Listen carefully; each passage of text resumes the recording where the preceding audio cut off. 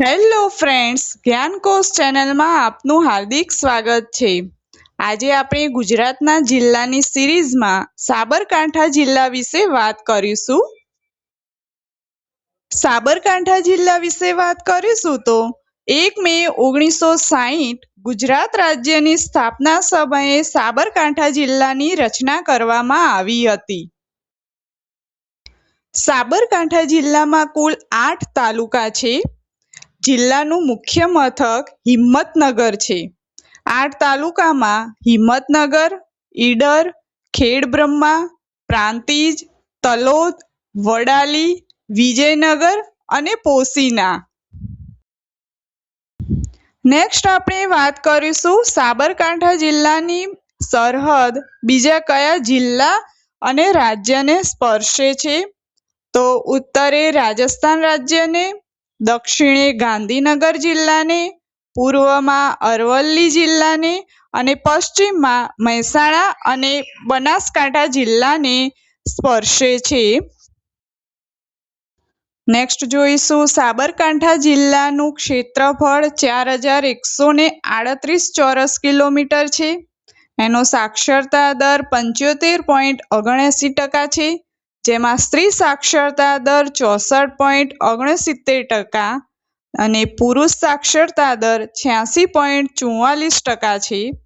વસ્તી ગીચતા 328 છે અને જાતિ પ્રમાણ 952 એટલે કે 1000 પુરુષોએ 952 જેટલી સ્ત્રીઓ છે।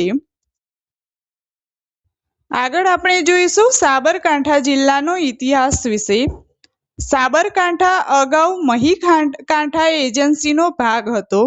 ઈસવીસન 1948માં સાબરકાંઠાને મહીકાંઠા જિલ્લો નામ આપવામાં આવ્યું હતું, પરંતુ આ જિલ્લામાંથી મહી નદી પસાર થતી ન હોવાથી આ નામ બદલવા સામાજિક કાર્યકર્તાઓએ ચળવળ કરી હતી। તેના પરિણામે સાબરકાંઠા જિલ્લાની સરહદેથી વહેતી સાબરમતી નદીના નામ પરથી જિલ્લાનું નામકરણ કરવામાં આવ્યું અને ઈસવીસન 1949માં સાબરકાંઠા જિલ્લો અસ્તિત્વમાં આવ્યો। પુરાણોમાં સાબરકાંઠાની આસપાસ આવેલા પ્રદેશને બ્રહ્મ પ્રદેશ તરીકે ઓળખવામાં આવતો હતો। ઈડરમાં કુમારપાળે યુગાદી દેવનું મંદિર બંધાવ્યું હતું। આ ઉપરાંત જૈન ધર્મનું કુમાર વિહાર બંધાવ્યું તેમજ ઈડરિયા ગઢના પગથિયાનો જીર્ણોદ્ધાર પણ કરાવ્યો હતો। નાસરુદ્દીન અહેમદ શાહે હાથમતી નદીના કિનારે અહેમદનગરની સ્થાપના કરી હતી, જે ગ્રીષ્મકાલીન રાજધાની હતી। ઈસવીસન 1912માં રાજા પ્રતાપસિંહે તેમના પૌત્ર હિંમતસિંહના નામ પરથી અહેમદનગરને હિંમતનગર તરીકે ઓળખાવ્યું હતું। ઈસવીસન 1728માં હિંમતનગર એટલે કે પહેલાનું અહેમદનગર ઈડરના રાવ વંશના હાથમાં આવ્યું, જેમાં શિવસિંહ, ગંભીરસિંહ, સંગ્રામસિંહ અને કરણસિંહ જેવા રાજાઓએ શાસન કર્યું હતું। ઈડરને બપ્પા રાવળે ભીલ પાસેથી આંચકીને રાજપૂત શાસન સ્થાપ્યું હતું। તે સમયે ઈડર ઈડરિયો ગઢ તરીકે પ્રખ્યાત હતું। ઈડરિયો ગઢ રાજા વેણી વત્સલા દ્વારા બાંધવામાં આવ્યો હતો। ઉપરાંત આ ગઢ ઉપર રૂઠી રાણીનું માળિયું નામનો રાજમહેલ જોવા મળે છે। જિલ્લામાં આવેલી નદીઓ વિશે વાત કરીશું તો હાથમતી નદી, હરણાવ નદી, આકુલ નદી, વ્યાકુલ નદી, સાબરમતી નદી, ગુહાઈ, મેશ્વો, માજમ અને ખારી નદી આવેલી છે। હાથમતી નદી સાબરકાંઠા જિલ્લાની મુખ્ય નદી છે, જે કિરાત કન્યાના નામે ઓળખાય છે। નદી કિનારે વસેલા શહેરો વિશે વાત કરીશું તો હાથમતી નદીના કિનારે હિંમતનગર, હરણાવ નદીના કિનારે ખેડબ્રહ્મા અને સાબરમતી નદીના કિનારે સપ્તેશ્વર વસેલું છે।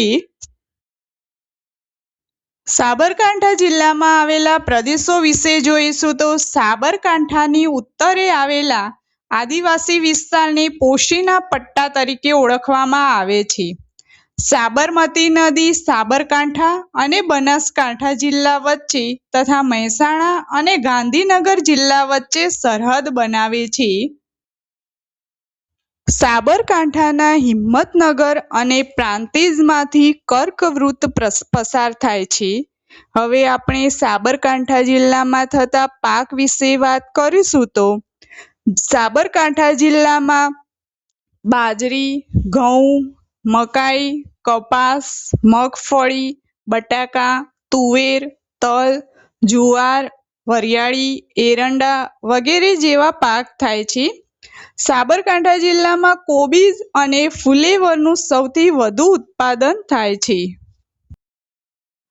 નેક્સ્ટ આપણે વાત કરીશું ખનિજો વિશે. તો સાબરકાંઠાના ઈડર તાલુકાના અરસોડિયા ગામમાં એશિયા ખંડનો ચિનાઈ માટીનો સૌથી મોટો જથ્થો મળી આવે છે. યાદ રાખજો, ઈડર તાલુકાના અરસોડિયા ગામમાંથી એશિયા ખંડનો ચિનાઈ માટીનો સૌથી મોટો જથ્થો મળી આવે છે. આ ઉપરાંત આ તાલુકાના એટલે કે ઈડર તાલુકાના એકલારામાં પણ ચિનાઈ માટી મળી આવે છે. નેક્સ્ટ આપણે વાત કરીશું ઉદ્યોગો વિશે. તો હિંમતનગરમાં સિરામિક ઉદ્યોગ વિકસ્યો છે. અહીંની એશિયન ગ્રેનિટો લિમિટેડ AGL કંપની જાણીતી છે. હવે આપણે વાત કરીશું સિંચાઈ યોજના વિશે. તો સાબરકાંઠા જિલ્લામાં ગુહાઈ ડેમ કે જે હાથમતી નદી પર આવેલો છે અને હરણાવ 2 ડેમ કે જે હરણાવ નદી પર આવેલો છે. નેક્સ્ટ વાત કરીશું સાંસ્કૃતિક માહિતી વિશે. તો વાવ, તળાવ અને સરોવરો વિશે જોઈશું તો સાબરકાંઠા જિલ્લામાં બ્રહ્માજી વાવ, નાગરાણી વાવ, સપ્તનાથ મહાદેવનો કુંડ, વેણી વત્સલ્ય કુંડ, હંસલેશ્વર તળાવ, રણમલસર રાણી તળાવ, ચોરીવાડ વાવ અને કાજીવાવ વાવ જેવી વાવ, તળાવ અને સરોવરો આવેલા છે. આગળ આપણે વાત કરીશું મહેલો, હવેલી અને કિલ્લાઓ વિશે. તો સાબરકાંઠા જિલ્લામાં ઠોલત નિવાસ પેલેસ અને રૂઠી રાણીનો મહેલ આવેલો છે. રૂઠી રાણીનો મહેલ એ ઈડરગઢની સૌથી ઊંચી ટેકરી પર આવેલો છે, જે રૂખી રાણીનું માળિયું તરીકે પણ ઓળખાય છે. એક લોકકથા અનુસાર એવું માનવામાં આવે છે કે અહીં એક રાણી રાજાથી નારાજ થઈને અહીં રહેવા આવી હતી, તેથી આ મહેલને રૂઠી રાણીનો મહેલ તરીકે ઓળખવામાં આવે છે. નેક્સ્ટ વાત કરીશું મેળા અને ઉત્સવો. તો સાબરકાંઠા જિલ્લામાં ચિત્ર વિચિત્રનો મેળો ભરાય છે. આ ચિત્ર વિચિત્રનો મેળો એ સાબરકાંઠા જિલ્લાના પોશીના તાલુકામાં આવેલ ગુણભાખરી ગામે ભરાય છે અને આ મેળો દર વર્ષે હોળી પછીના 14મા દિવસે યોજાય છે, જ્યાં 3 નદીઓનો સંગમ થાય છે, જેમાં સાબરમતી નદી, આકુળ અને વ્યાકુળ નદીનો ત્રિવેણી સંગમ થાય છે. આ મેળો એ શોક અને આનંદની અનોખી પરંપરા માટે જાણીતો છે અને આ સ્થળ મહાભારત કાળના ચિત્ર વિચિત્ર મહાદેવ મંદિર સાથે જોડાયેલું છે અને અહીં એવી માન્યતા છે કે અહીં સ્નાન કરવાથી તમામ ચામડીના રોગો મટી જાય છે.